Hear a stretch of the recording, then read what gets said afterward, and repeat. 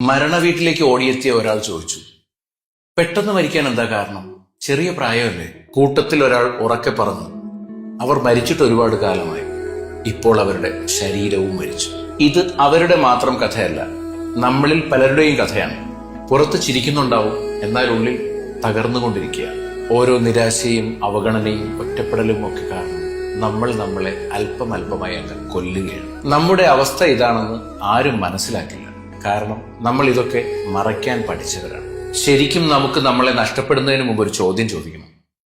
നമ്മൾ ശരിക്കും ജീവിക്കുകയായിരുന്നോ അതോ വെറും നിലനിൽക്കുകയായിരുന്നു? ശരീരം ജീവിച്ചാലും മനസ്സ് മരിച്ചു കഴിഞ്ഞാൽ അത് തന്നെയാണ് ഏറ്റവും വലിയ നഷ്ടം. ജീവിച്ചിരിക്കുക മാത്രമല്ല, ജീവനോടെ ജീവിക്കാൻ പഠിക്കണം. ഒരാൾക്ക് മരിക്കാൻ ഒരു ജീവിതം മുഴുവൻ വേണം, എന്നാൽ അയാളെ കൊല്ലാനോ ഒരു നിമിഷം മതി. എന്നെ ആരും കേട്ടിരുന്നില്ല എന്നതല്ല, എന്നെ ആരും കേൾക്കേണ്ട സമയത്ത് കേട്ടിരുന്നിട്ടില്ല.